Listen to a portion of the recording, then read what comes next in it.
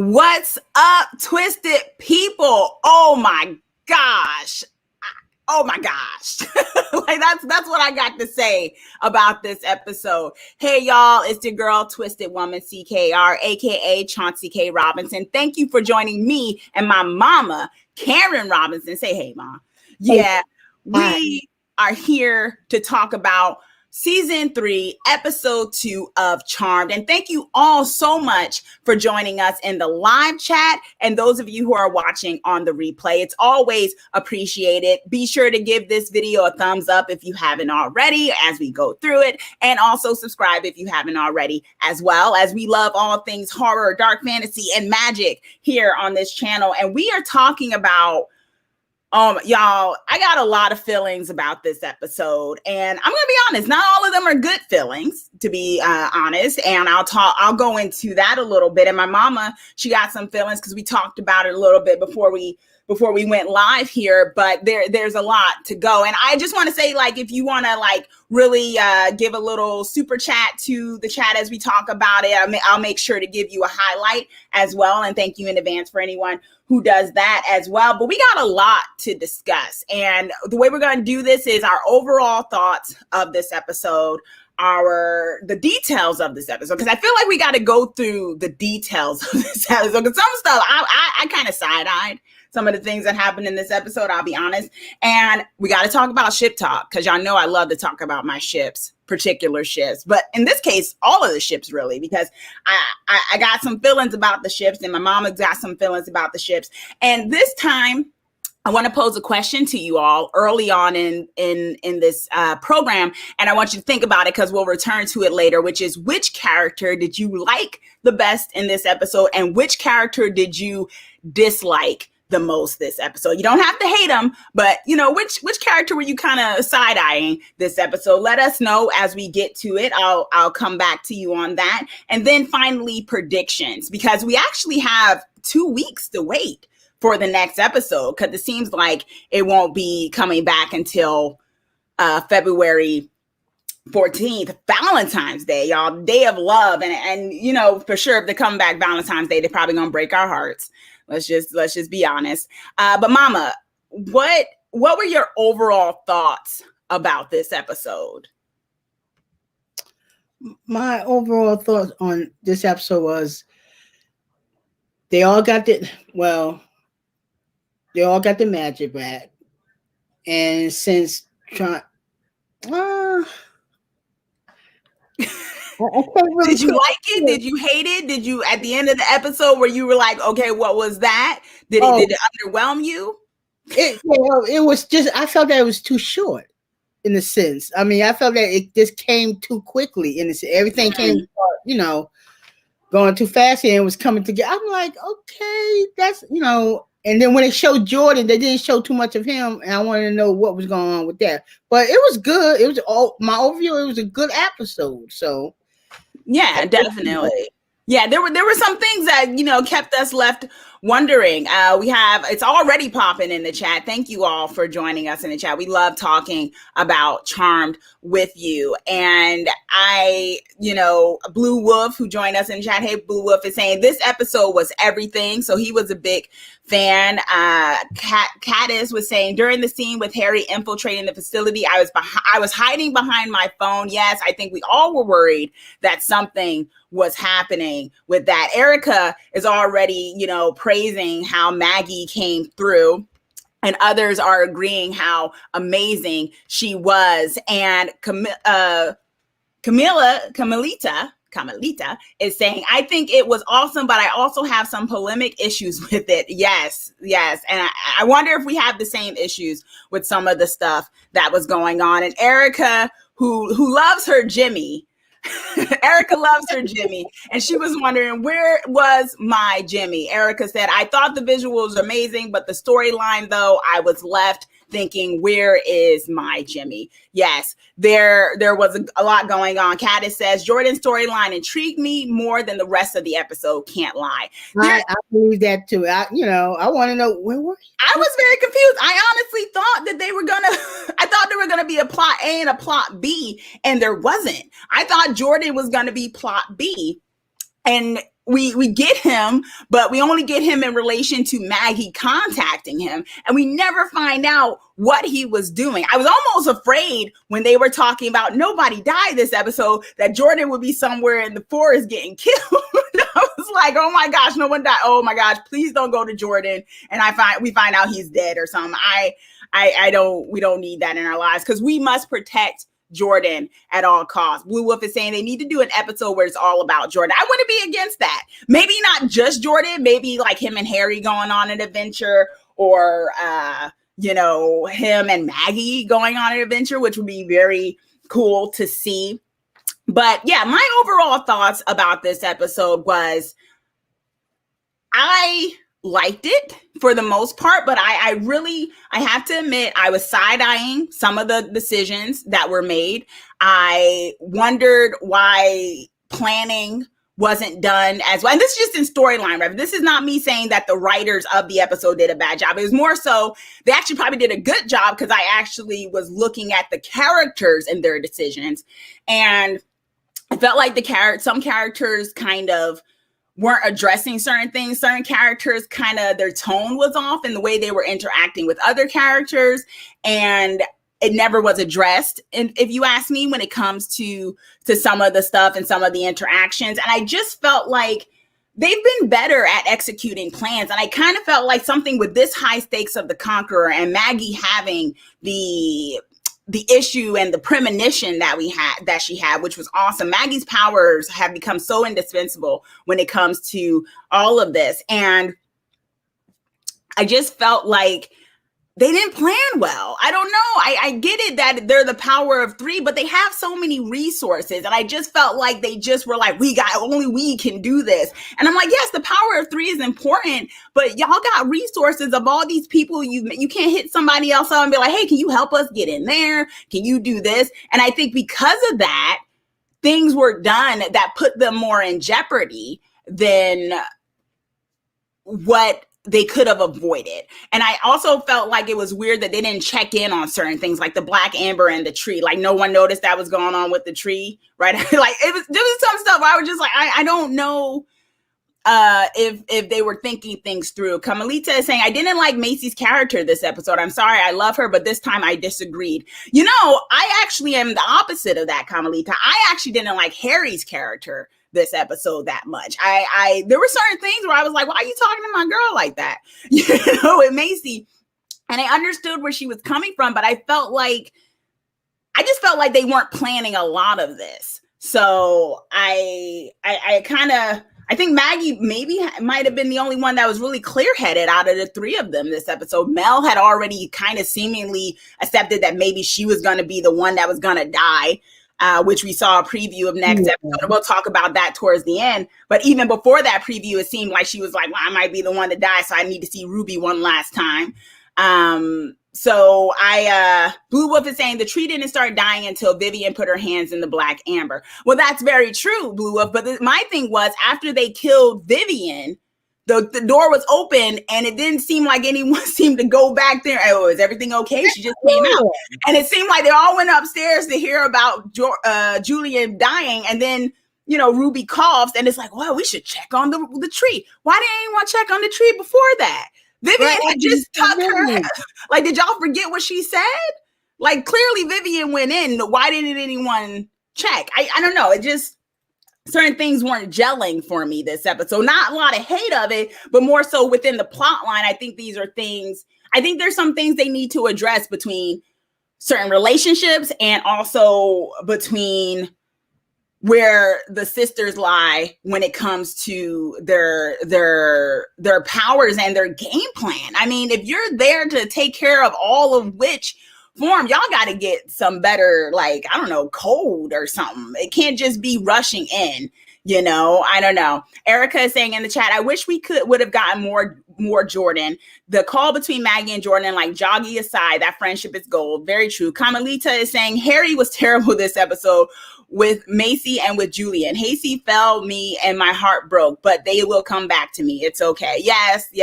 I wasn't so much that I wasn't feeling Hacy this episode, and we'll talk a bit more about it when we get to our ship talk. But you know, there were certain things I wrote down in my notes, like when Harry said, I know we're on a pause right now. I'm like, when? Since when are they on a pause right now? I didn't get that memo. I didn't know they paused, you know? It was just weird. But I also... When they said that. Exactly. I think me and my mom, we were saying too, I think we also agreed that perhaps because we have to keep I think we have to keep in mind that season 2 was cut short in a way because of what was happening out here in the world. And perhaps certain things are what we're seeing with the last episode, this episode, and maybe February 14th episode, that this is the tie-up of what we would have originally gotten with season 2, perhaps. Or maybe this was supposed to be the season finale, and what we're getting next week is what was really supposed to be the start of season 3. Something like that. So maybe things got shortchanged because they needed to shortchange that. So I'm giving them that space for that, but I still, I got to be honest, a critic. I got to be honest about how I was feeling about that. Blue Wolf is saying, when Ruby says she wanted to help Mel, shouldn't have dismissed her. That's what I mean. I get that Mel didn't want to hurt her or anything, but Ruby is clearly an experienced witch. So it's like, hey, let me help you. Why are we denying help when there's a big bad conqueror around, y'all? What is happening? It's a lot. I think as the chat, and let us know in the replay as you watch this. Thanks so much for checking out this video, what your thoughts are overall of this episode. And if you too are kind of questioning how certain characters were acting and things like that. Diane is saying this was definitely supposed to be for the last season. I definitely agree with that. I just don't know if this was supposed to be the season finale or if next week was, because they were tying stuff up and I was a little underwhelmed with how White Aunt Viv got taken out, all that, and then that's exactly what ends up happening. I think it was taken out. Well, when she started changing all together, I said, oh, she's really ugly. They made her really ugly. And it's like, okay, she's the conqueror, and then that's it. So that's the conqueror. That was the conqueror. I'm like, okay, so she's the conqueror. So that's what the Guardian was telling them, the conqueror. But I don't think she was the conqueror if she was the faction. I'm not.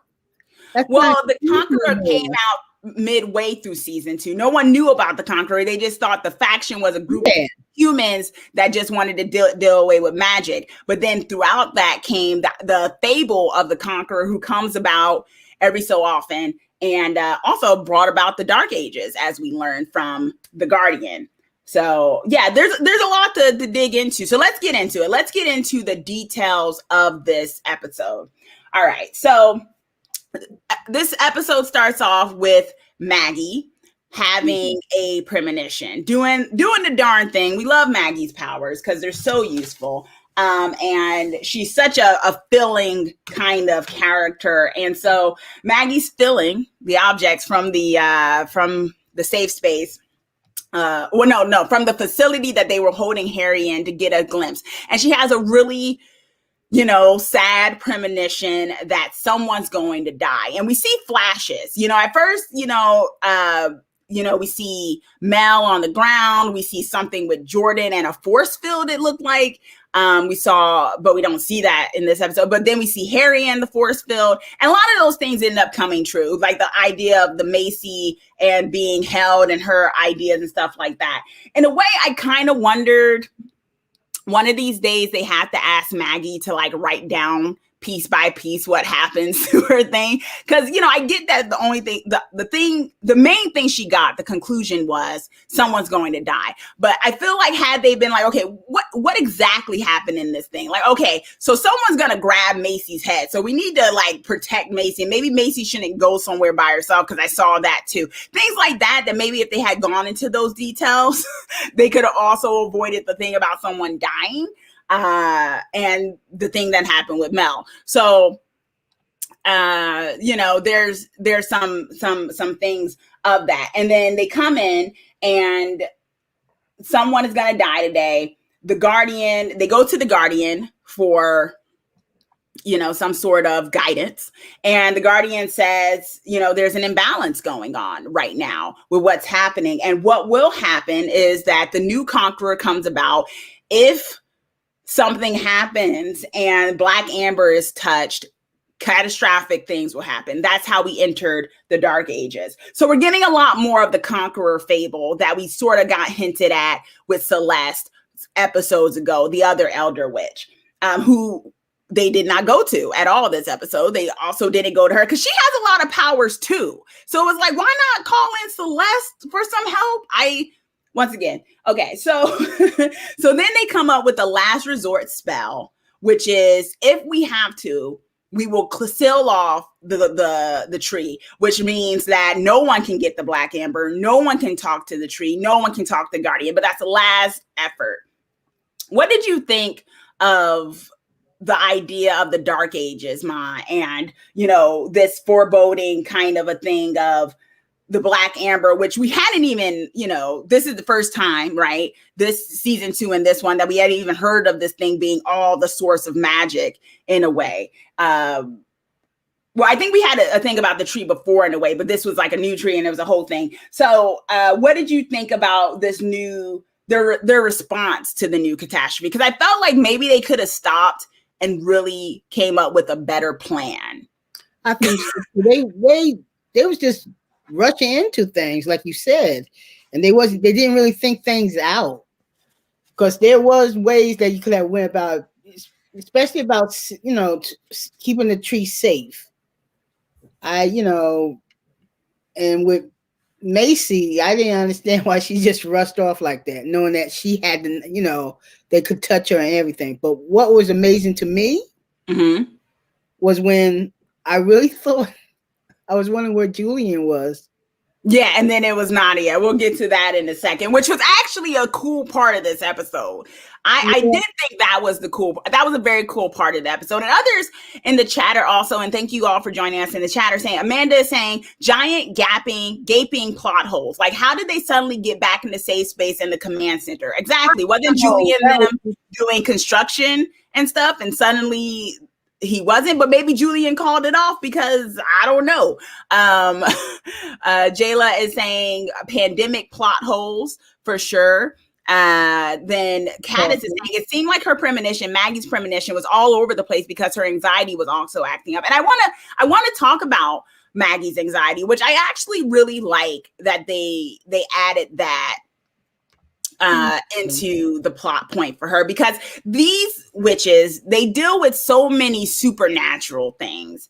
And I like the idea that here's this thing, just like anyone else could deal with. I mean, how is one of them not dealing with panic attacks with everything they deal with, And I think it's really cool in a plot line in storytelling when characters go through real world stuff, even in the fantastical. Not to mention, I mean, for those of you who've ever watched Buffy, one of the greatest shows I've ever watched, but the Buffy seasons, one of the things that Buffy ended up dealing with, she was a vampire slayer. I'm not going to talk too long about Buffy, but one of the things she dealt with was poverty after a bit, because suddenly she needed a job after her mom died. Things like that it's like, these are things that can seep into the fantastical to also affect you. She was also dealing with PTSD and stuff like that. And I like the fact that they've done that with Maggie when it comes to her powers as well. I think it really worked for that. So I appreciated that angle. And that, of course, it didn't come out anywhere because they brought it in. And it was, there was a lot of things that happened very quickly. Diana's saying, I think it's a way for them to set up the pandemic situation so they wouldn't have to do so many off-location scenes. That too. I mean, I think that's where we have to give them a little space, because there were things that clearly they need to film a certain way. So they needed to get to that point. So that made sense as well. So Maggie has a panic attack, and that makes her start to really question whether or not she's up for doing this. And I just love how Maggie is someone who, as strong as she is, she has the humility enough to question herself. Because you always have sometimes a character in stories that, no, I can do it until everything goes wrong and it's clear they can't do it. And Maggie is kind of the opposite of that kind of character. She's the character who keeps saying she can't, and then you see that she can. And that's a different kind of take. And I think it's a bit refreshing. I think when it comes to Maggie, I don't like to say I have favorites when it comes to the sisters, but I remember in season 1, if any of y'all remember when I was doing the reviews of season 1, I said that Mel wasn't my fave for certain reasons. I just felt like she was way too judgmental and things like that. And Maggie was definitely a close second for me. And it's great to see her kind of continue on that evolution for her character. So then we find out the thing about the prism, right? What did you think of the prism thing, Ma? Like the thing with the hand that could basically siphon off magic.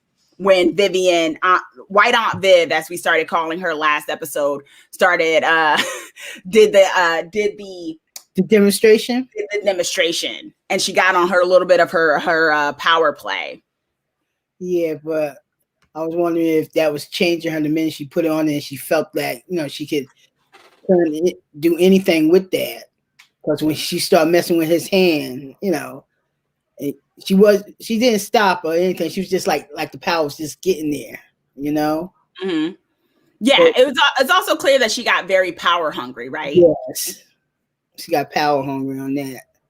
Yeah. That was boy, that's a nice glove though. If you could get all that and do all that to somebody. But I guess I was trying to understand on that part. Now she was demonstrating to him because the guy was talking like he was really trying to pull out of the deal. Mm-hmm. They had. But then she said no, that's when she was trying to show that she had the power and she could do anything she wants. Yeah. Exactly. And people are saying in the chat, Caddis is saying, cool cosplay accessory. Wish we knew more about how it worked. I think that was a thing too. My question was, and let me know in the chat, because maybe I forgot it. Let me know in the replay as you watch this, did they explain who made that and stuff? Like who made, like, was this something that Julian them had? I think she said, actually, no, I think Julian them said that they had developed that technology. Yeah. So they basically ended up developing a technology that could do that. Now, I will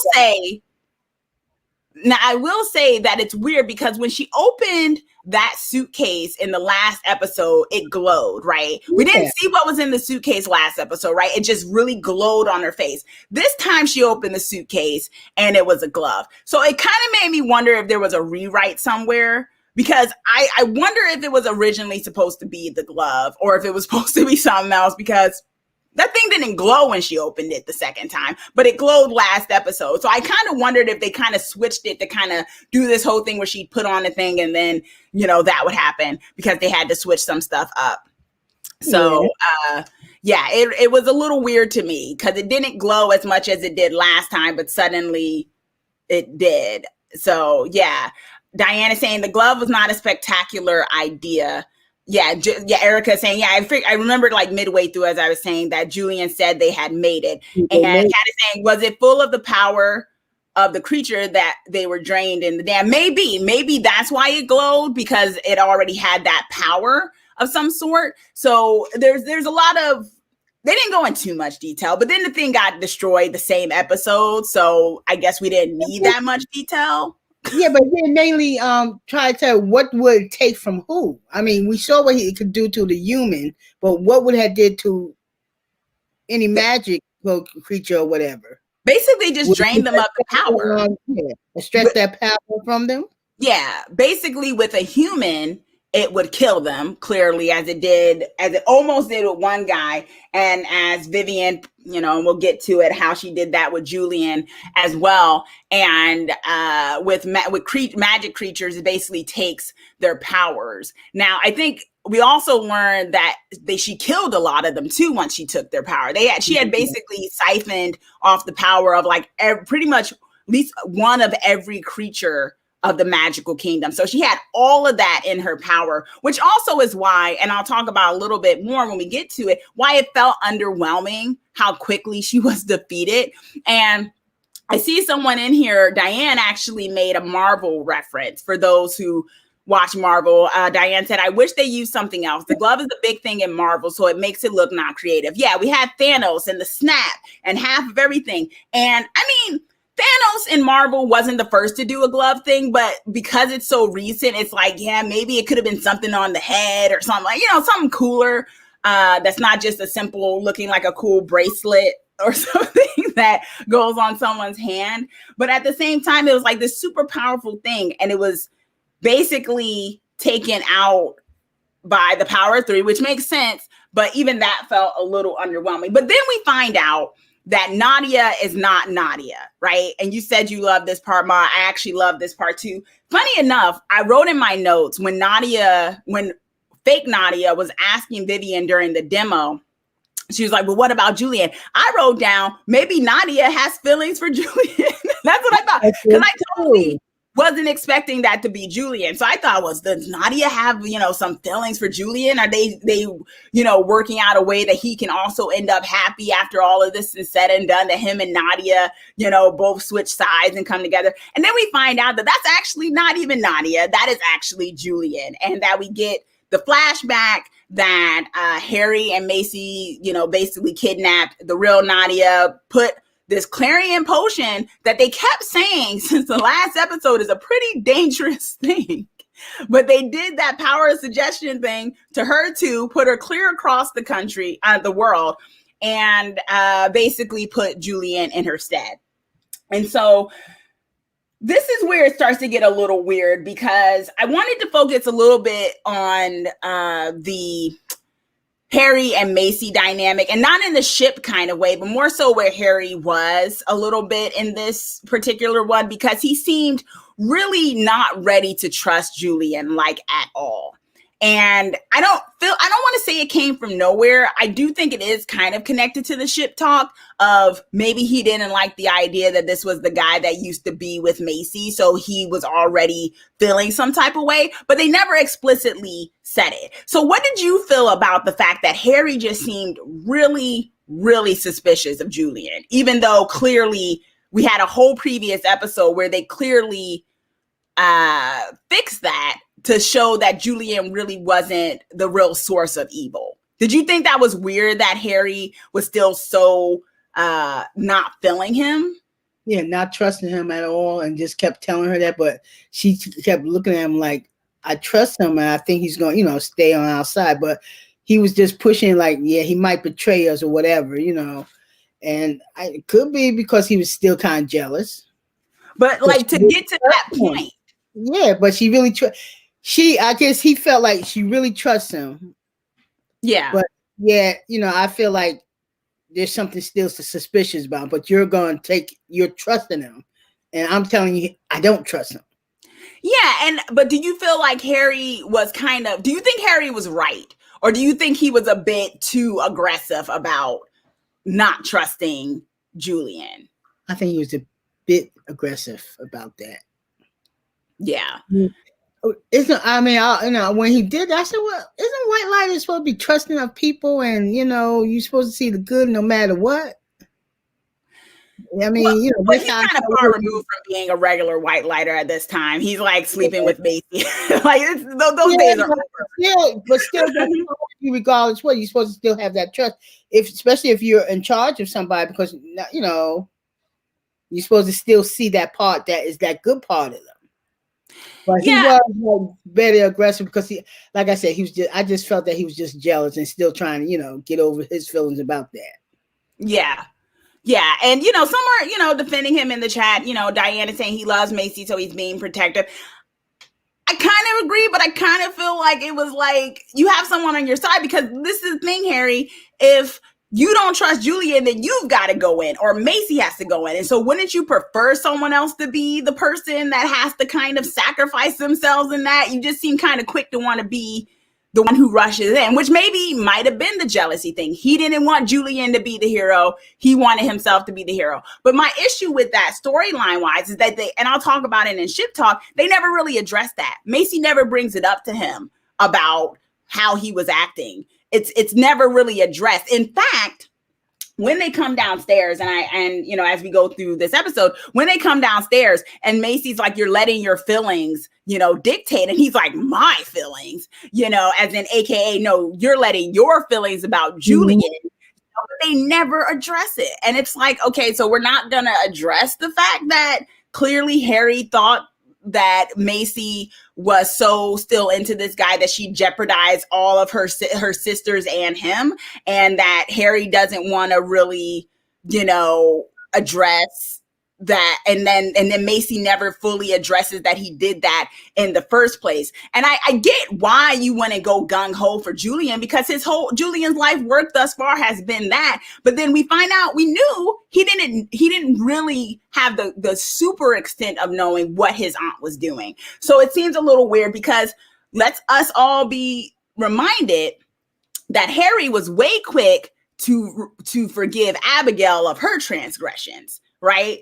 I mean, and maybe that was just plot point so he could, you know, we could have that whole teasing, you know, 3-way, 4-way thing going on with them. But he was very quick to constantly defend Abigail and saying, well, we need her as an ally, it's okay, and things like that. And Abigail, as we all know, and she showed constantly, was very much aware of how evil she was being at times. And Harry had no issue with telling them, well, we kind of have to trust her. And yet we find out Julian doesn't really know all that. And yet he's all like, no, we can't really trust this guy. Come on.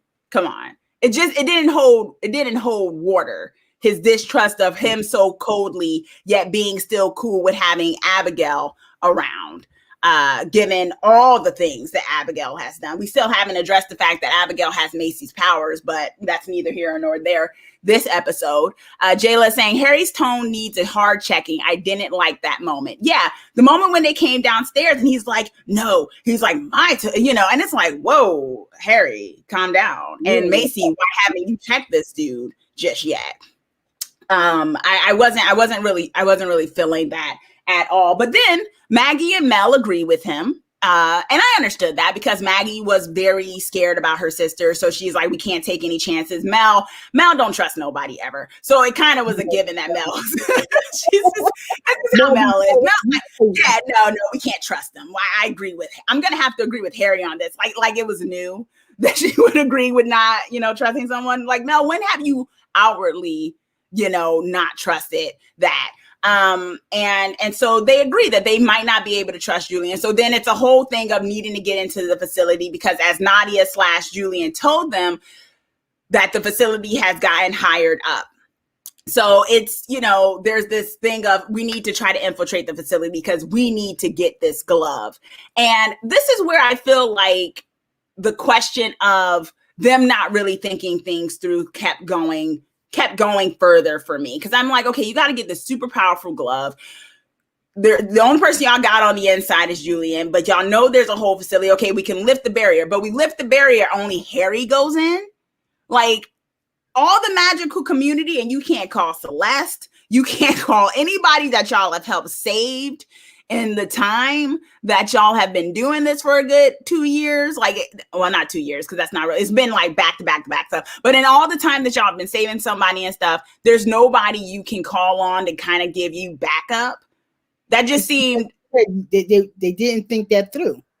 Exactly. I didn't think they thought that through. Camelita in the chat is saying, if I'm honest, I felt so bad for Julian. He was used, capital used, and then tried to help and died, and they didn't give it F. They instead, I want a night alone with you. Like, I was seriously shocked. Yeah, that was a thing too. I mean, it was weird. It was weird. And I, you know how weird it was? And I put it away in my brain, because I was like, there's no way they'd go that route. But for a second there, I thought Harry paused when trying to save Julian, y'all. I was like, it don't seem like he's working to heal this guy. And then Julian died. Now, I put it away. I was like, no, he wouldn't do that. He would try to save Julian. But it didn't seem like he was moving too quickly.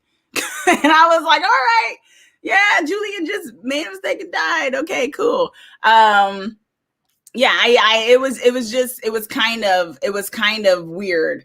And that was so, you know, Julian died. And I honestly, as much as I didn't care for Julian and Macy as a couple, because of course I'm a Hacy shipper, Harry and Macy shipper, I like Julian as a character. I mean, maybe like I told y'all before, I have a bias for that actor, but I just felt like he deserved better.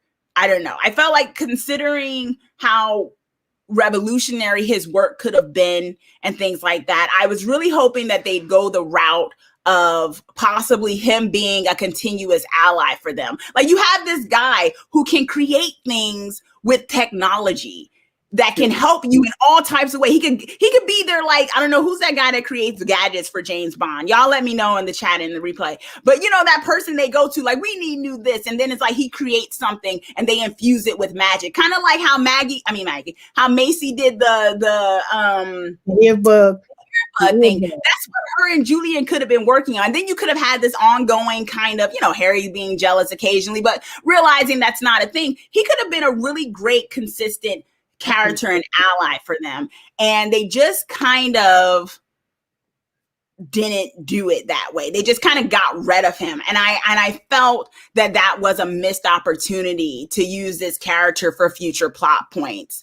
For plot things, because you have a character that literally has so much technology at his hands, and he owned Safe Space at one time. And I didn't really like, you know, this whole thing, him being on screen, the World Revolutionary died, and it's like, I just want a night alone. I'm like, y'all, this really important person just passed away, and who knows what he could have done for technology and the human world, you know?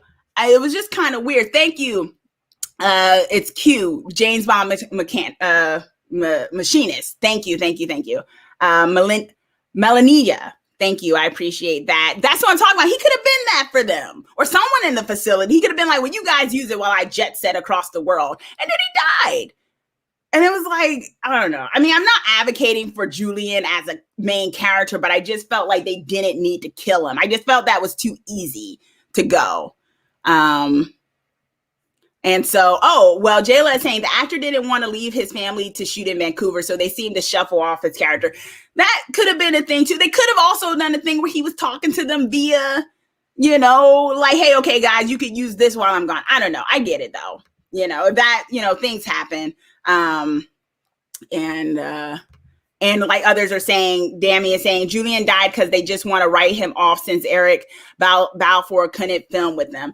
Okay, that makes sense. Still, they could have trapped him in Nadia's body. I don't know. Changed his character. They couldn't bring him back. I thought about that too. Now, remember they said Nadia would probably remember and come back. Yeah. So that's probably a good thing. That's still a loose end as well. Yeah. And we have Jimmy walking around London, as Erica in the chat, you know, maybe we'll get poor Jimmy around again. So Julian dies. Then, you know, we find out that what this glove does is petrify people. That's what they're using. Yeah. And yeah, someone also mentioned that, Harry paused like Parker paused when it came to saving Julian. So I don't know, but that's neither here nor there. And then we have Ruby.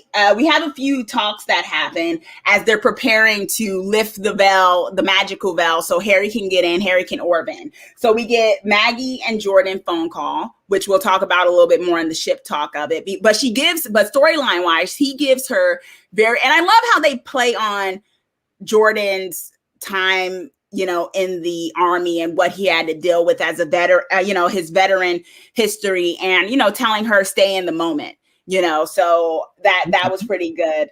And I think that really helped Maggie later on. And then we also have a Ruby and Mel talk, which I'll talk a bit more in the ship talk, but, you know, it was clear that Mel wanted to say goodbye to Ruby just in case, because it seems like Mel, it's pretty much kind of, maybe she has her own gut feeling that she's going to be the one that has to sacrifice for her sisters, and Maggie talked about this with Mel, because she asked Mel, how can you be the rock for everybody? Now, I've had my issues with Mel in season 1. So I did kind of say, has she really been the rock for everybody? Or has she been the one who's just a bit abrasive and the one that, but at times I will say that Mel is very good at saying some of the harsher things that maybe others don't want to say that might just be the truth, right? So that's a strong suit of hers, for better or worse, right? So it was an interesting thing that Maggie was like, how are you able to be so strong for everyone? And I felt like that gave us a hint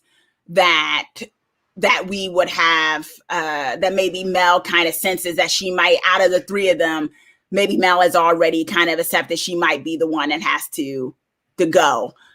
If not, others are saying in the chat, Erica, the writers answered one of my questions last night on Twitter, and I asked if Jordan was staying for a while, and they said, as he lives and breathes, so he better keep breathing. Yes, we better have Jordan as well. And then Caddis is saying regarding Mel, she has been more a level head than a rock. Yeah, I don't really think, I feel like Maggie has kind of been people's rock, like in terms of being able to be there and let them express their feelings and stuff. But I think Mel has been the one to kind of give that kind of straight shooter, this is what we need to do kind of a thing. Although I think Macy does that sometimes as well, although they've had her kind of preoccupied with trying to deal with her and Harry. So we got that talk. And then, White Aunt Viv basically, she has a confrontation with Julian as Nadia, and poor Julian, he dies. And then this is where things start to get weird though, right? So Macy goes after Harry because Julian, Harry gets in, he finds out that a lot of creatures of the magical kingdom have been killed. And then Macy goes in after Harry because she's like, you're not going to do this alone. I'm going to go in with you. How did you feel about that, Ma? I got some thoughts about Macy rushing in, but did you think that was smart that she went over there? For the thing, it had to be the power, like Maggie was saying, we can't do this if it ain't the power of 3. Is if we don't have a coven, yeah, and but then she wanted to go in to save Harry. But you thinking this way, you can't do that because all 3 I need to protect that so the thing can stay down. But then when she did it, and then Mel said we can do this, and then when she got in there, Mel, Mel said that I'm not feeling too well. Yeah, which was also weird, and maybe they'll go into that a little bit, why it was Mel that ended up kind of feeling woozy and passing out. But I guess my feeling about Macy rushing, and I understood why she had to do it in a way, because it was like, I'm not going to let Harry go in by himself. But I also was like, well, what is Harry going to do? And then what are you going to do? Go ahead, Mom. What'd you say? I mean, with Harry, she's not thinking. Harry could, phase out. I mean, he could get out of there. Mm-hmm. I don't see why she felt that Harry needed her. Yeah. I mean, I get that it's the relationship thing where I'm not going to lose Harry. We're going to go in there together. But it's also like she's smarter than that, too, in a way that they could have maybe figured out a better plan. Diane is saying in the chat, they are showing how being in the relationship is a liability for all of them. That's true, too. I guess. I think it's a little heavy-handed if that's the way they're showing it. Yeah, but remember the older witch said the same thing, that her and Harry, it would be like a problem there. Mm-hmm. She was telling him the same thing because their relationship could compromise. She said he told her, I could never compromise protecting them, even if I am in a relationship with her. That's what he was telling her. That's true. Erica is saying, I understand how she feels. That is her boy. She has feelings for him, and I love Hacy, but at the same time, not smart at all. The sisters needed her. That's very true. And I think this is the part where it's like, I get Macy's like the older one and everything, but this is the part where Mel could have been that one to say, no, we're putting our foot down. I'm putting some magical barrier up that you can't leave right now. Be mad at me later. Let Harry handle this or send someone else. And I just felt like it was, although it's kind of like Harry and Macy kind of have this dynamic that does change, and that there will be changes where she might get tunnel vision when it comes to Harry, and Harry can get tunnel vision for her.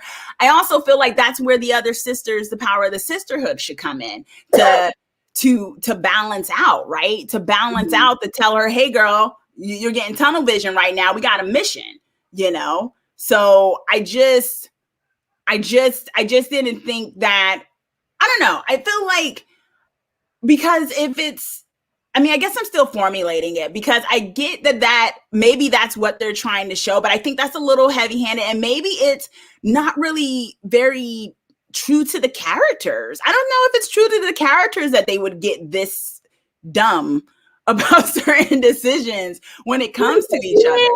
I thought about that too, compared to the characters that start, you know, and looking at that, how they, I don't know, that I am kind of shocked with Macy though. Yeah, I just felt like she'd be a little anything. She just, well, he needs me. She just went, not thinking. And then that episode that happened when she caught her, but see, she knew Macy was gonna come. Yeah.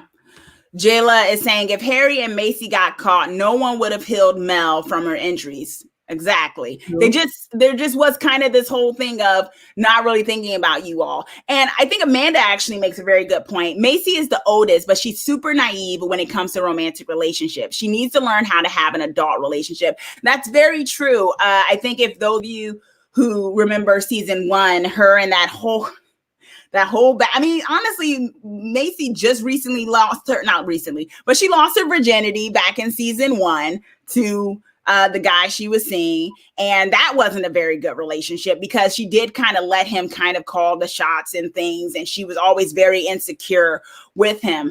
And I guess if they tell the story right, they have to sell it to be honest. You know, it can't be heavy. I feel like they need to interweave it better, that there's still some growing she needs to do in an adult relationship. Because right now it's feeling a little heavy-handed and somewhat out of character to me. I still love Hacy, like no doubt about that. I think they're in game, of course. But I just feel like they're making it like, like if you write it that's automatically the way they get, then how do you write them out of that, right? How do you get to the point if you make it so that they just get tunnel vision? That's the main issue of their relationship. How do you make it so that you can fix that necessarily? Because you got to be able to fix it so that they're in game, right? That's true. Yeah. And Carmelita she has a polemic. Carmelita has a polemic, and she is letting us know, I love Hacy, but they are doing a lot of fan service with them. And as a consequence, it seems the relationship is not helping make the sisters' relationship stronger. Like I want to see. Like they made Macy seem too lovesick and not to see clearly, which is so out of character for her, but it could be only this episode. Very true. Jayla is saying the writing should have made it a sister decision instead of just a Macy decision to save Harry. That's what I'm saying. Like this is the part where the sisters have to put their foot down and say, hey, no. This is we are saving the world, Macy. Harry, and also like, can Harry truly die? Right? Like he might get just reincarnated back into his grave. So girl, what are you doing? Especially if you don't got a plan, you know? So I think they have to figure that out. Caddis is saying, I hope after the next episode they can slow down the pace and let the characters breathe and talk, because I agree. They need to have a moment to sort things out, because we're not getting that breathing moment for any of the characters with their relationships or anything like that. So I think that's something they're going to have to deal with. And then we get Macy going in. And this is where I got the whole, this is dumb. Oh my gosh, guys. Because she goes in to fight Vivian. I don't know what she thought she was going to do against Vivian necessarily. I didn't understand that. She goes, she sees Julian. She's like, Harry, you stick with Julian. I'm going to go after Vivian. Why? I get you want to stick with Julian, but you and Harry probably needed to team up. What were you, solo Macy, without any demons powers either? Because Macy gave up her demon powers. So I don't know if she's ever going to get it back. Was going to go face off with Vivian. With all that power, that Vivian had all that power, and solo Macy was gonna, do what? Move her? Like, because Macy's powers right now is moving people and stuff like that. I don't know what she thought she was going to do. And so immediately Vivian goes behind her, touches her head, and gets all the information she needs to do the one thing she couldn't do before Macy was there, which is get to the tree. The one thing the Guardian said, don't let her do. Y'all, I had to pause. I was like, wait a minute. I was like, hold up. Here I am. I can give you space to go after Harry. I'm not giving you space the fact that you tried to face off with Vivian by yourself. I know. Like, I don't know. Yeah. Jayla saying Macy has telekinesis and immobilization, and she didn't get any offense. And then Caddis is saying it seems like they dropped a few IQs during the whole scene, right? And then it was like, I don't know, did Macy not? And it seemed like Macy only remembered the mind meld once they got back to the safe space. It was like, oh, the mind meld. I was like, wait a minute, Macy, you don't remember the part where she got all your info? Yeah. And now she knows how to get the one thing that the Guardian told y'all not to let her get. Did you not think that could be a possibility? What are you doing, girl? Blue Wolf is saying, I agree, Macy was a liability. And Caddis is saying, did it seem like when Macy came back to Harry with Julian's corpse that maybe Viv took the same idea and had changed into Harry to sneak into the command center? I don't know.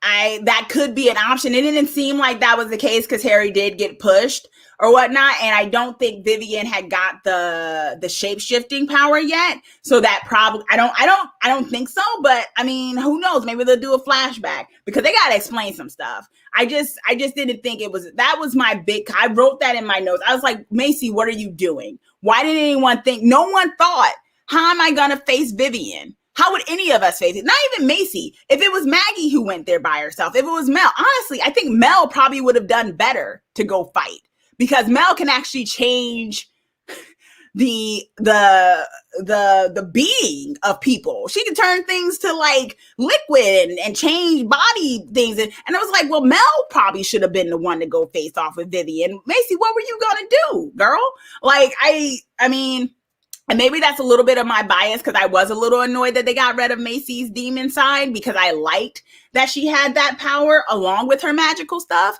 But it was weird.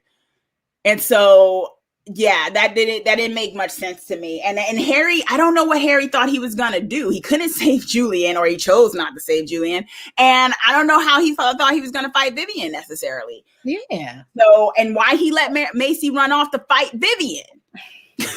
Like, okay, sure. No one was thinking, or maybe the writers just needed to get to this part. Yeah, this is probably the easier explanation that the writers needed to get to the part where Vivian got into the safe center. Sure.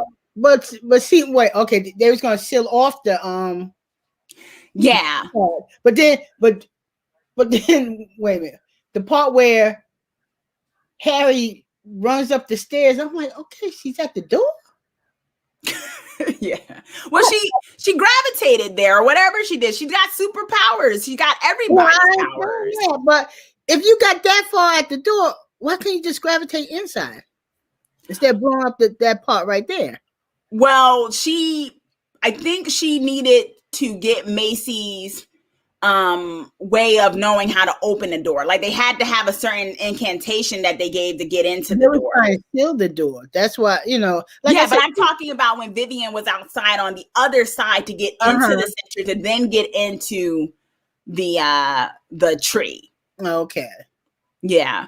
And so, Harry was standing in front of, I don't know what Harry was gonna do, but he was standing in front of the door while the girls were doing the spell. What was he gonna do?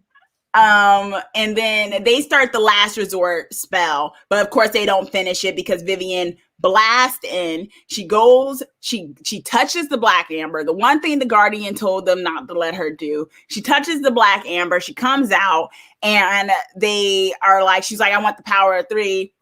And of course, that, you know, Macy has a badass moment. I love Macy when she has her badass moment. She's like, come and get it. You know, like they give her those nice one-liners. I love it. Madeline's awesome. But, you know, they start doing it. And of course, she's taking their powers. And at first, I'm like, I wrote down in my notes, oh my gosh, did they not think that through? Like you're literally throwing magic at a person who can suck energy. But okay. But then Maggie comes up, the one great idea out of this whole fiasco is like, okay, just keep giving it to her. Trust me, because she figured it out to just overload her with the power because, as is explained, the power of 3 cannot be wielded by one person alone, right? As we always know. So that was a nice little bow tie to that. Now, Ma, did you feel like it was a little underwhelming the way Aunt Viv died after all of that? When you say underwhelming, like it was kind of like, oh, is that it? Like, I don't know. Did you feel like that? Not really. When they just killed her, I'd be like, oh, okay. It wasn't, you know, I don't know. I think it should have been a little more fight scene. I mean, just with the power, with them trying to drink, you know, and she thought about, like I said, it just ended too quickly. That whole scene was like, and, you know, Viv was gone. That's what I mean. But she was ugly. She was gone. She was ugly and she was gone. Yeah, they did the whole. Yeah. You know, like. Oh. Yeah. You know, I'm like, damn, okay. I guess you have to be ugly to let you know I got power. I'm evil now. Yeah. Amanda in the chat is saying it felt like they condensed the faction storyline from 2 episodes into 1 episode, so it moved a little too quickly. Yeah, and I think that's what you were saying, Ma, about the fact that it felt like they kind of had to. It felt a little rushed, and it felt like, okay, that's quick. After all of this buildup, that's it. And I think that's what I felt. I was like, you know, the Conqueror gets all of this, and this is my thing. Had they all gone to fight her or waited, right? Because it's clear Maggie figured out that if we give her all our power and she tries to suck it in, she can't handle it, she'll die. Had Macy not rushed in, or Harry, let's even go back further to Harry staying there. They should have went to save Julian, brought him back, and then came up with a plan to say, let's go face her somewhere because she's going to try to get it. She's going to try to get into the Black Amber tree. Let's be ready for her. That all those steps of Macy and all that could have been skipped, and they could have been like, hey, Maggie could have been like, I got a plan. Let's fight her together. But somehow it was this idea of let's not even let her. She's already got the glove, and one of us is going to fight her, although she has all the magical kingdom inside. It just seemed like, I'm going to say maybe the writers did this in this regard. I'm going to say that because like others are saying they had to, you know, as Amanda is saying in the chat, that they had to condense it. And I think that's the point of this, because I just feel like they could have, if that was all it took to get Vivian, was to just throw the power at her and she was going to combust as she did. Yes. That could have happened outside of the safe center. Like that could have happened outside of the safe center. We didn't have to have that moment where she actually touched the Black Amber. But of course, for plotline reasons, she had to touch the Black Amber so we could get this magical plague. A little too close to home, guys, when it comes to oh my gosh, when Ruby coughed, I was like, no, I don't like this. She coughed. I said, what the? Yeah. Erica. So. Yeah, exactly. Erica in the chat is saying, I felt her death, Vivian's death, was blab, but I also think Jimmy is the big bad they need to worry about. So, LOL. Anyway, to give my husband more screen time. Erica, you've got a good idea, although I think there's a little bias on why you want Jimmy back, but I think you actually have a pretty good idea. Yeah. Yes, I think you have a good idea about maybe there's a bigger big bad, you know, because I just think this whole thing with the Conqueror was, to me, I'm gonna say it was underwhelming. I was like, all of that, this whole thing about this wives, this tale about this Conqueror, and all they had to do was overload her with the power of 3. You know, and it was like, because I think that they wouldn't have been able to get to the tree. She wouldn't have been able to get to the tree. They didn't really think out. They wasn't planning. It wasn't basically about it's the power of three that we need to stay together and be together in doing this. And it was Macy when she ran. I mean, she wasn't thinking about the power of three because it took three to open up that to take the protection down. And then when she left, that was overpowering both. And Mel, dropped off. Yeah, and then Maggie had the nosebleed. And she stopped bleeding from the nose. Yeah, there was, and that's a back and forth they kind of constantly have in this series, which is the question of sisterhood. Which one could argue is a metaphor of the greater world, of the issues of the world that tend to at times threaten solidarity between women and things like that, and how things can get in the way of that. So I think that's an ongoing struggle they're all going to have, because, Macy was already honest in saying that sometimes she just wants to be Macy. So I think you are going to have times when sometimes Macy's automatic go-to is to go it alone. But I think that's where the other two sisters have to step in and say, no, you honestly can't do this by yourself. And I think that's what they needed to do. And that wasn't the case. So, there's the various things. And as others are saying in chat, thank you all for joining us in chat. And also remember, if you have not given this video a thumbs up yet, please do so. And also if you haven't subscribed, please do so as well.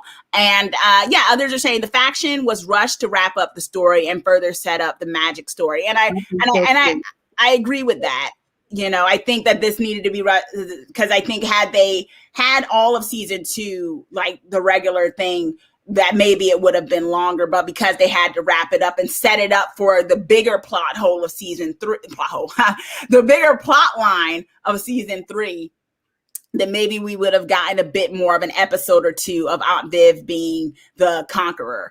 But because not, we only got her as like the last 20 minutes as the conqueror, but okay. Although one could argue it wasn't really confirmed that she was the conqueror in a way.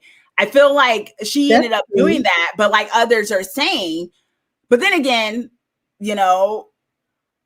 it can't be Jimmy, because it has to be a non-magical person that's the conqueror. But, I'm kind of agreeing with what others are saying. And let me know in the replay, for those of you who are watching the replay, do you think there's another big bad coming around and that the faction was only the precursor to this big bad, especially as we go into season 3? And I think that's why they probably had to tighten up this end of the faction to get into a new big bad. So that's fine. And so Aunt Viv dies. We have the aftermath of them hanging out in the center. No one really seems that concerned that this big influential guy, Julian, is dead. And I think that's ridiculous. But we have that little cute moment with Hacy, and Mel and Ruby are having a very cute moment. We also got that cute hug at the end with them coming together, and that was cute. For those of you who are watching, I put up the cute thing. Although during this, no one decides to actually check the tree. Yeah. Everyone just bought. It's crazy to me that everyone just got dressed, went home, and the next day, and no one say, Vivian was just in there. Let's go check the tree. Mm-hmm. And no one checked the tree. Said, "Oh my God, let's go check." When after all this happened, even though he healed Mel, instead of just say, "Okay, we got to go in and see what's with the tree." No, they're in the room. I was like, so no one gonna go check down Vivian actually touched the black amber. All right, that's cool. So we also had a very beautiful moment with a very sweet moment with Maggie and Jordan, which we'll talk about in the relationship talk, of course. But I do want to talk about plot line with them, which is Jordan got something for Abby that we did not get to see. He went to some old house, and it's something that Abby sent him to get in this pouch. And I gotta say, I was more intrigued by what was in the pouch than that glove this episode. I was like, what's the pouch? What's in there? Something was chasing him to get it back. Because he said, well, okay, I gotta go. But something was chasing him for it. Yeah. Yeah, I am. Exactly. So it's like, what actually was chasing him? What does Abby want? I think that is opening up a bigger plot point. And I love that Jordan is very much connected to it, because I think it's really great that they're interweaving him into this. And I think they're doing such a good job, because it can be hard to interweave a potential love interest for them. I think that's something they've struggled with in this series, is sometimes interweave a love interest within the plot line that doesn't make the love interest kind of a liability, but makes them actually essential and not turn out to be evil or something like that. So I think they're doing a really good job with Jordan that makes him be able to stand on his own as a character as well, which I really appreciated. And people are, of course, commenting in the chat about how much they loved the way Jordan looked. I loved all the outfits this episode. I tend to always love their outfits. They do such a great job with wardrobe and makeup for everyone on the show. So that's a big ups to those people. But yeah, overall, I gotta say, I felt like this episode was a little rushed, but I understood why they had to rush it. And I really did question some of the motives and the responsibility because, and we're going to segue into this as we talk about the ship talk, because that's kind of all the stuff, all my tirade aside against the bad decisions and the lack of planning and pulling on resources, because also Ruby offered to help, you know, and Mel turned her down. I'm like, you got a straight up other witch. Let her join your coven. You need someone to open up the, like, what? Okay. Power, you don't just need the power. You don't just have to have the power of 3 to open up a portal. Like, you can use somebody else, you know? So that was just a little weird. Yeah, so we had that. So let's segue over into ship talk, Ma, because I think we got to talk about the ships, because that was very much, I think, an underlying theme that really played. I love the way how y'all just shorten, relationships. You know, Mom, I got to just catch on to that one. Ships. Like, what is this ship? I think the generational gap just showed itself in this chat. I'm like, okay, and I forgot. So, Ma, when they say joggy in the chat and also replay, when you see it, they are talking about Jordan and Maggie. Yeah, I caught on to that. Don't worry, Mom caught on to it. I'm just like, oh, hey, caught them on this one. You're like, I just love how y'all shorten people's names together. Like, what? But then I should be that's how they do it in the soap operas too. They do that with the soap operas. I remember the soap operas, Young and the Restless, and all that. Okay, with the ship that you wanted to mostly talk about. Okay, well, it's mainly all the ships that we have to kind of to talk about when it comes to what they're doing. So, and yes, I love her too, Jayla. I love my mama. She's amazing. Thank you, Jayla. All right, so we got Hacy. I feel like I want to put Hacy last because I think we have to kind of really dig a little deeper into that and that future of that. And then we got Ruby and Mel. Let's tackle Ruby and Mel first. And I don't know their ship name yet because as I was chastised last week, y'all, for being a little bit of an Abigail and Mel shipper. So I didn't catch on. I don't know Ruby and Mel's thing. And so Melby, okay, Jayla, thank you. Mel and Ruby are Melby. So we got to talk about Melby, y'all. And we had a moment with Melby, where they were sitting there and talking. And so one thing that was very cool before everything went down is that Ruby actually offered to help, which I think was a very big step. And I think this kind of goes to what we were all talking about last week, which was my issue with the Ruby Mel dynamic, where I was worried that Mel would find herself in another relationship where she was having to constantly choose between her magic and the person she was with and having to kind of keep that part of herself sectioned off. And we saw a moment this episode, which was kind of spoke to what I was saying, maybe proving me wrong a little bit, that Ruby actually stepped up when she thought Mel was in trouble. Not necessarily because, let me do magic, but it was like, okay, you're in trouble. I don't want you to die. I'm willing to help. And I think that was significant because I think that shows, despite their last interaction where she was just like, I don't want to have magic in my life, I think this shows that there's a chance there that Ruby could be, I don't want to say convinced, because I don't want it to be a thing where she has to change her path, but that she can understand that if she falls in love with Mel, that would be a compromise they would make. That maybe she wouldn't want to be practicing spells at the house or anything, but it'd be like, okay, honey, do you need me for this? Okay, I'm gonna do what I have to do. What did you think about the fact of that kind of, I don't want to say a total turn, but that kind of moment with Mel and Ruby, where Ruby kind of seemed to be willing to help with the magic? I thought it was a good moment because she was willing to come back, do the magic. She didn't really want to do magic, but she wanted to come there and help her. Yeah. Because she said, because she told her you could get a crystal from anywhere. Yeah, but you decided to, for me. But what she told her, I just wanted to see you or something like that. She said, that's true. I could have got the, crystal from somewhere else. But I don't see why she didn't take her up on it. I mean, first you wanted her to help you and everything. You bugged her about it, telling her that, but you're a witch, and and when she told her, you could help me.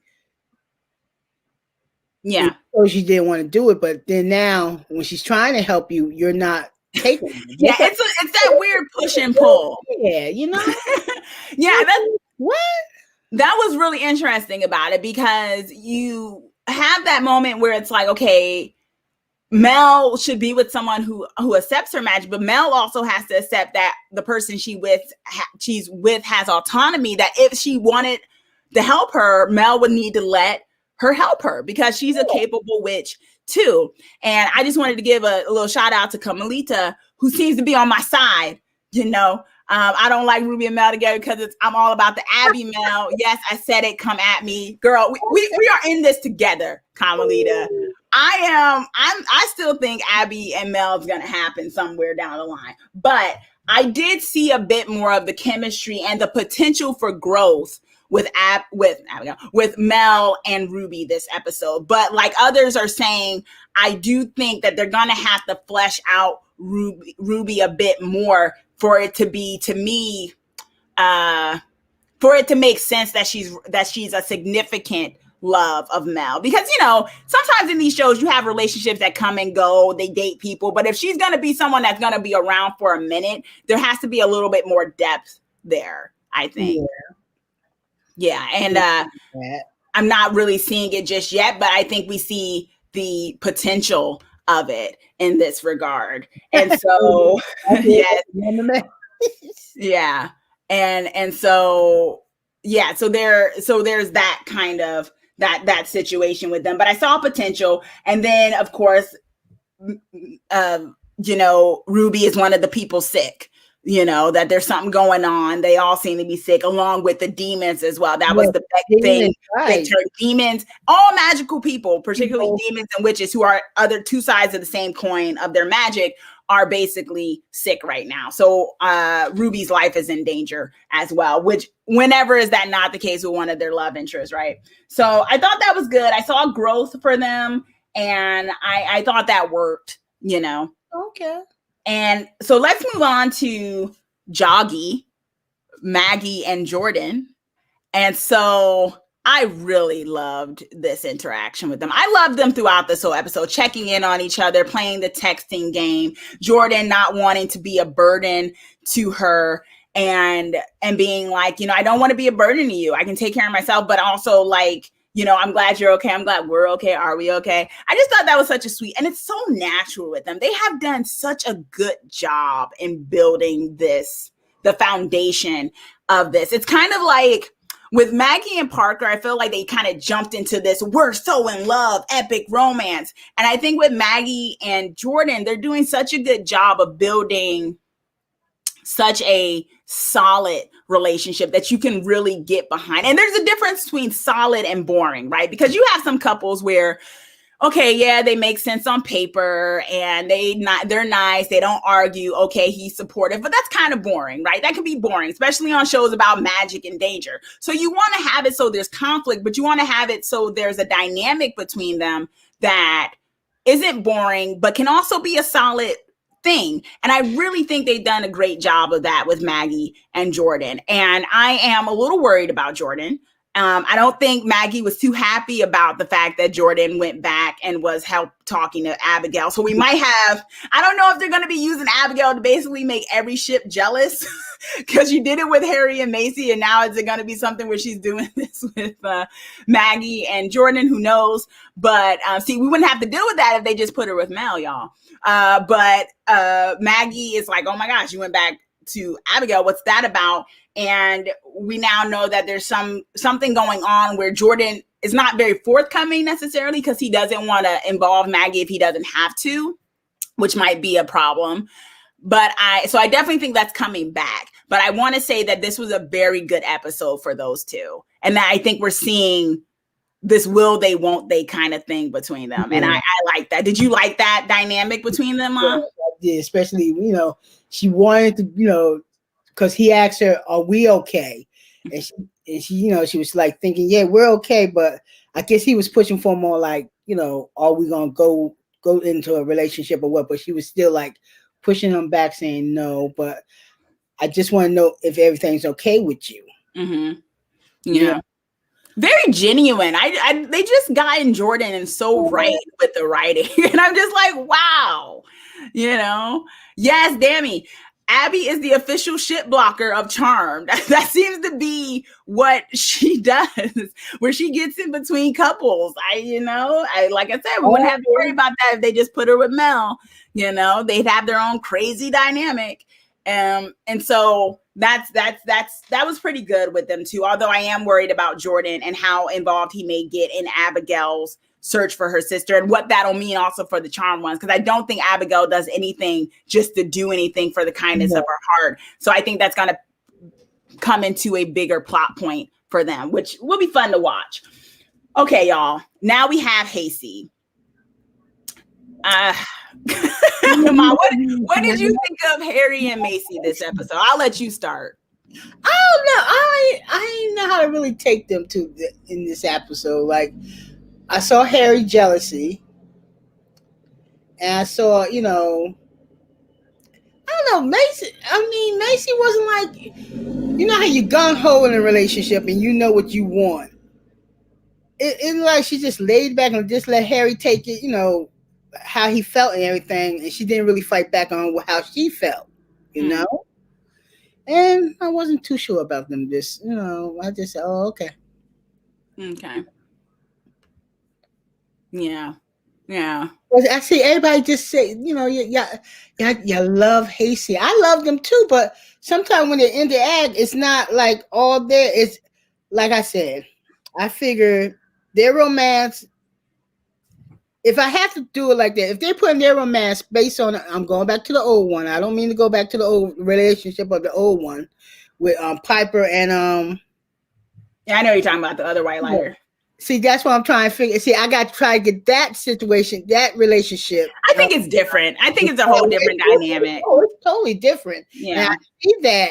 But in a way, it's still going towards the same. Will they or won't they? Will they stay a couple? Will they let magic get between them and break them up? Or will he be the type that figure, I got to protect her, so I can't be with her? But we see what ended up happening with that one. So I definitely think they're the main couple of the show. I think they're the main ship of the show that because Harry is also a main character. So you kind of have to have that going on. And this probably, with the great thing and the bad thing about having being the main ship of the show between two characters who are regulars is that they're going to break them up more than once. That's just the given because Harry isn't necessarily going anywhere. So you can break them up and still have them around each other versus a character who's a secondary character who, if you break them up, you just don't see them anymore.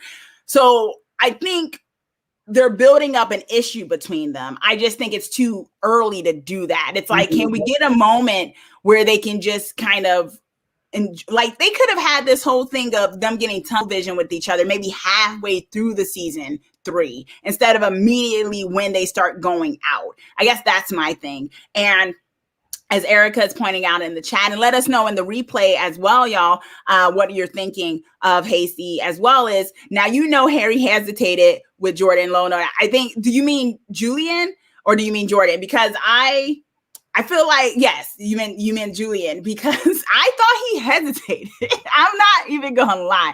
When it was time for him he didn't do anything. And I was like, dude, hurry up. Julian needs you. And it was just kind of like, then his eyes changed and he died. I was like, hold up. I feel like he could have done that a little quicker. Now, I'm not right.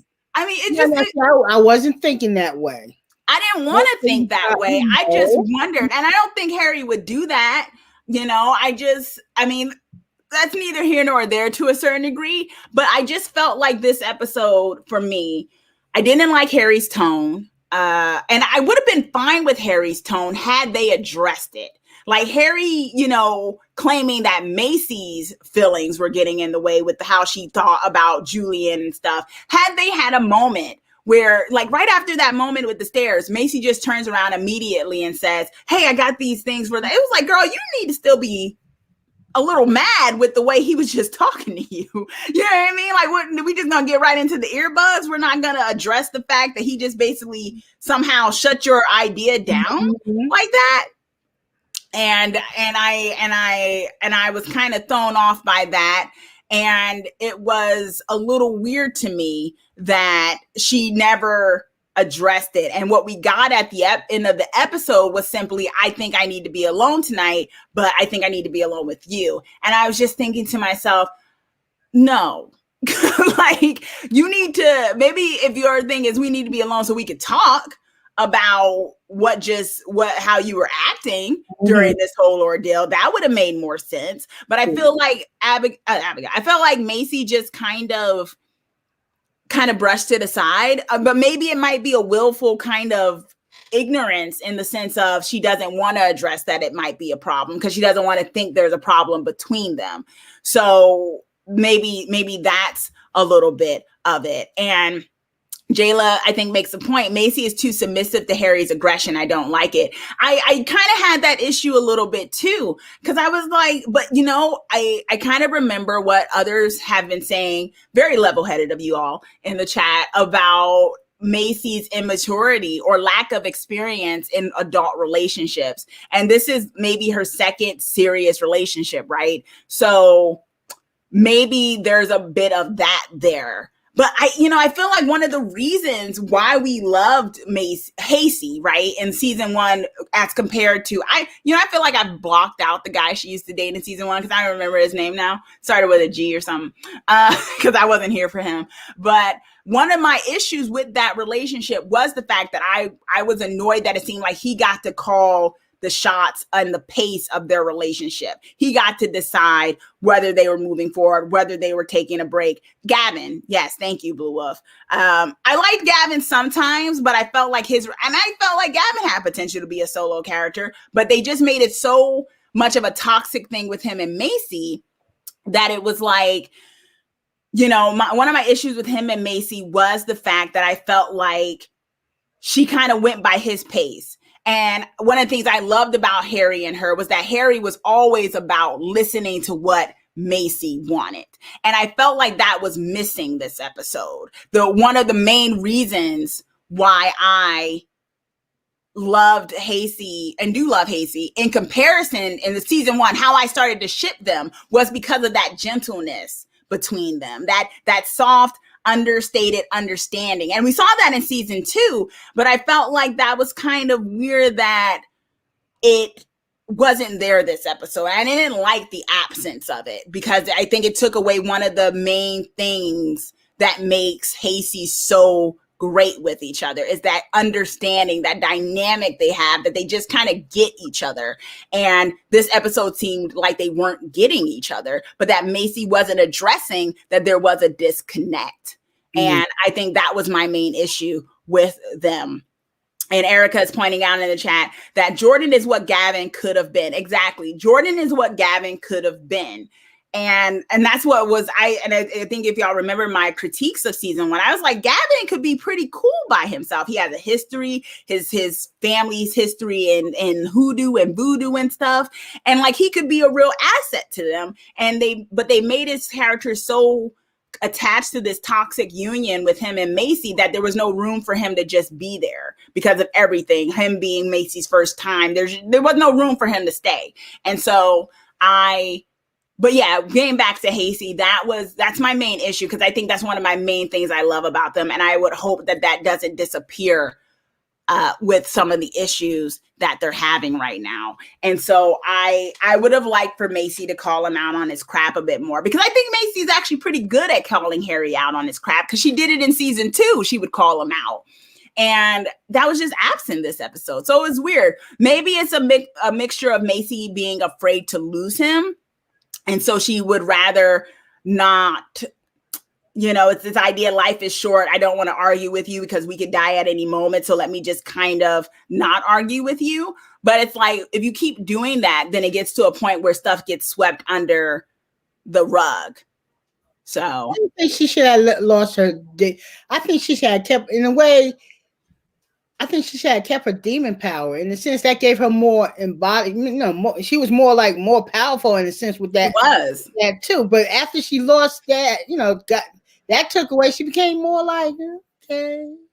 But she was kind of like that before the demon stuff. She was very docile with Gavin. She was very docile. She was very like, okay, like, I really like you, but I know, you got your girlfriend now. It was kind of like that. She goes back and forth. But I thought we saw a growth of Macy being such a badass. And I felt like it was there this episode, but not in the part with the Hacy moments. And it should have been there too. She doesn't need to pause the badassery when it comes to her guy, especially when has the wrong kind of tone with her. So I wasn't feeling that. Amanda is pointing out in the chat, Harry's been spiraling ever since he found out about Jimmy. He doesn't know how to manage his emotions. He needs to do some serious work on himself. I agree with that too. That was the thing. Like, his thing in season 2 was that he ended up kind of messing with Abby because of him not understanding who he was and not feeling like he was a whole person.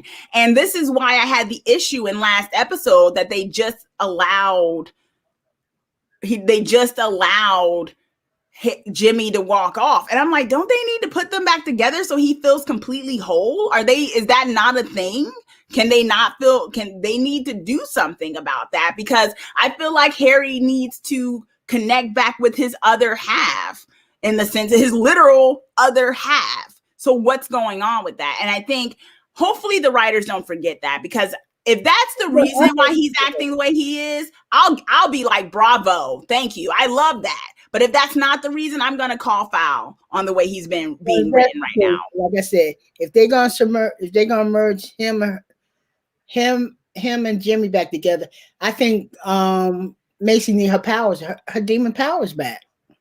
They need to make everyone whole again. A lot of people lost stuff in season 2 that they shouldn't have lost. It was weird. Jayla is saying, I don't like Harry bringing up Julian in her face, but Macy never gets to bring up Abigail to Harry, right? And what happened there? It's hypocritical. That's what I was saying earlier. I was like, there's some hypocrisy here, and Macy's not pointing it out to him, and she's too smart not to point it out to him.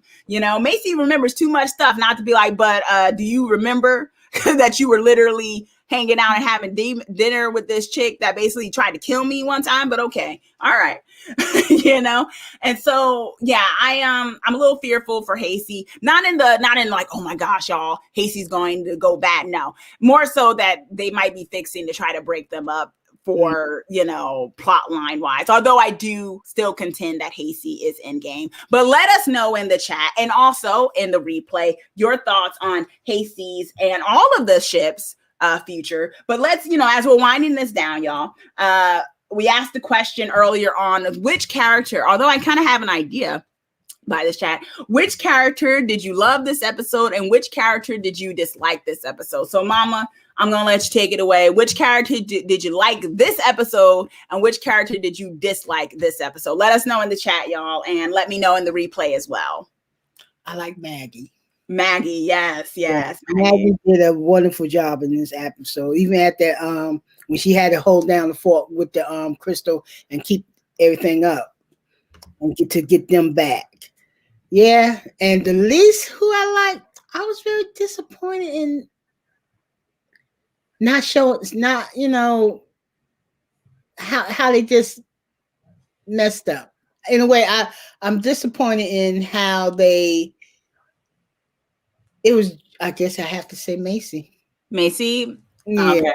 I'm kind of disappointed. I mean, because I saw what you were saying too.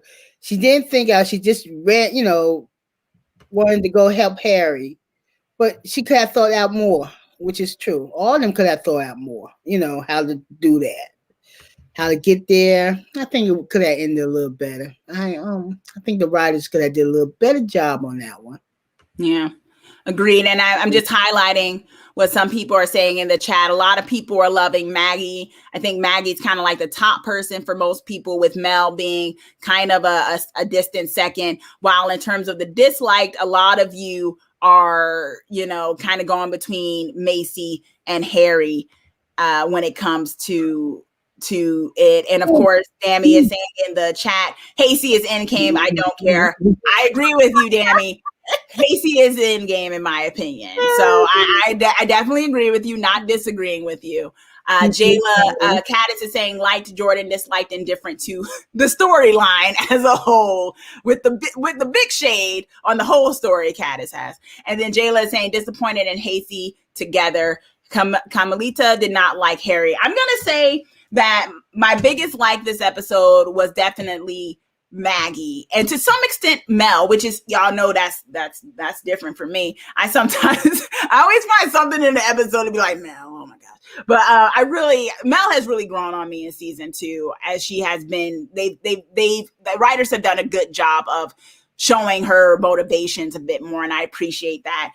This episode for me was definitely Maggie was the MVP of it. Maggie was definitely the MVP of this episode. And job this episode. Yeah, and I think my most dislike was Harry. I was annoyed with Macy because of some of the decisions she was making, but I also feel like Harry was the reason why she was making those decisions. He just wasn't listening. She was telling him, come back. He's like, no, I got to do this. He just wasn't listening to her this episode. And because of that, she had to react. When he wasn't listening to her saying that Julian could be trusted, when he wasn't listening to her to tell her to come, when she literally said, come back, now that Julian's, that we know, why don't you come back? He said, no, I'm not leaving without it. Didn't listen to her. She had to then go and get him.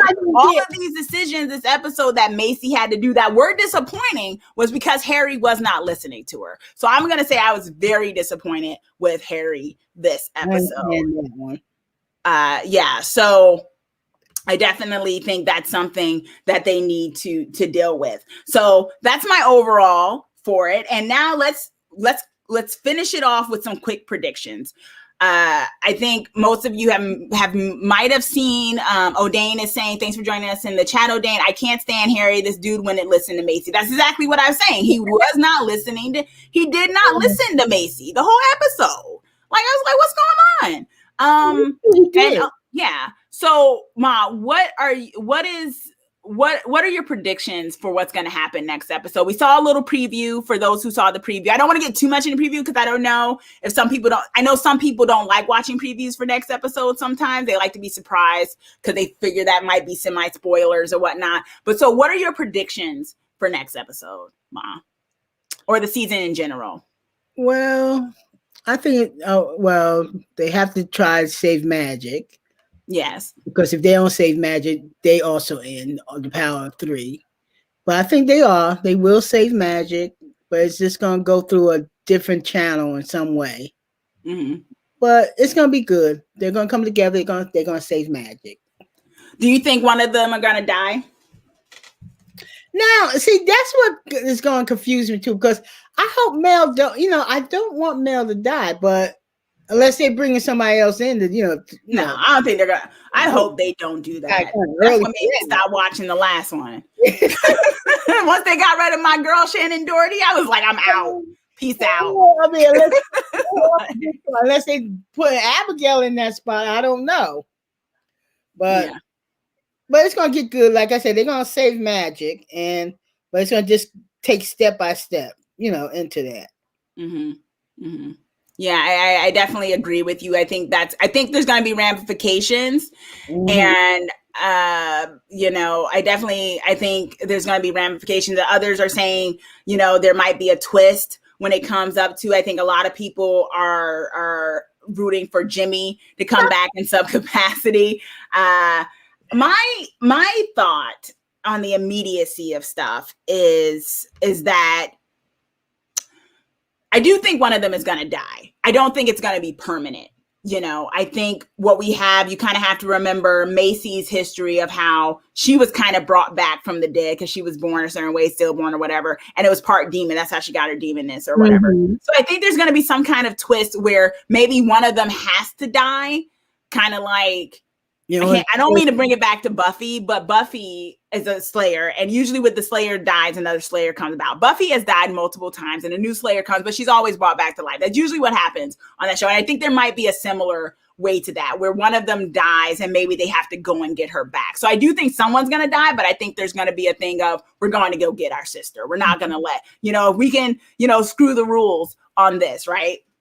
So I think that'll fulfill the prophecy in a tricked kind of way. It's like the prophecy, someone has to die. So someone has to die, but they don't say that they have to stay dead, right? So I think that's one aspect of it. I'm not really feeling the idea that they have to do, as someone else said, I'm not really feeling the idea that they have to do kind of this plague kind of magical thing, you know, because we deal with that in our real world right now. And I don't kind of want to watch it on TV with some of my favorite characters, but I get it. Maybe this is just a better way of kind of them being able to film. Mm-hmm. With that said, I don't know if that magical plague thing's gonna last long. I think there might be an episode or two and then something else emerges. I don't think we're gonna deal a whole season with a magical plague going around. I hope not anyway, but I definitely think Mel might be the one to die, but I think there's gonna be a twist on how it happens. So that's kind of my thing. I feel like Macy has always been the one to go through things like that. And I think this might be a time to let Mel be the one to go through it, you know?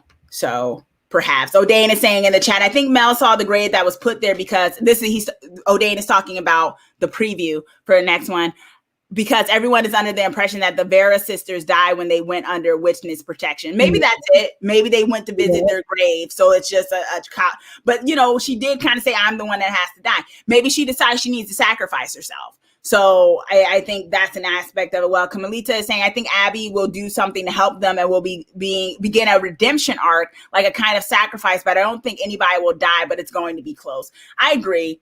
I know some of y'all don't like Abby, but I do think she's kind of here to stay. I think Abigail's going to be another character that's going to stick around, but I feel like they have to figure out how to allow her to stick around. So that's what we're getting. That's my thought as well.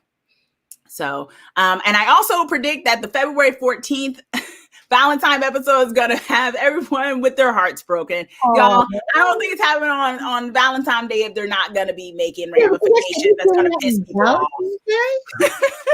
You know it's going to piss. I know that. I just know it. I'm like, they're going to piss people off with this episode. I'm like, that's what they're going to do. It's gonna be good. That's why I said it's gonna be good. It's gonna be good. As for all of my complaints that I've had for this episode, I still have a lot of confidence in the writers and where they're going, and I'm excited to see where this season goes. And I feel like this was the wrap up of the faction, so that we can now really start season 3. So I think next episode is going to be the real start of season 3 for everybody, hopefully. So we'll see where that goes. Mm-hmm. Yeah. But yeah, thanks for joining us, y'all. This was a very lively chat. And we just love doing this. I love doing this with my mama. She's dealing with the snow right now, y'all, in the Northeast. And for all of you dealing with the snow right now in the Northeast, I'm in sunny California, so I can't complain. But I feel the pain. Yeah, y'all are getting some cute snow over there. And so yeah. And so, yeah, we really appreciate being able to connect with you all over this and over a great story and our love for this fandom. So thank you all for joining us. Thank you all in the replay who are joining us. Give us more of your theories. Let me know more of your theories in the comment section. I really would love to know what you all are thinking, and maybe I'll give some shout outs to some that sound really plausible. And we'll go from there. We'll make our bets, y'all, about what's going to go down, because we actually have an extra week. We won't be doing a live next week, but we'll definitely be back, God willing, of course, the week after. So thank you all for joining us. Be sure to subscribe, and also, like this video if you haven't already, and check out the other videos that, you know, I do horror reviews and things like that because, you know, your girl loves horror. So check out those, the dark fantasy stuff as well. And as always, let's get creepy together. Thanks, y'all. Have a good one. Stay safe out there. Stay safe.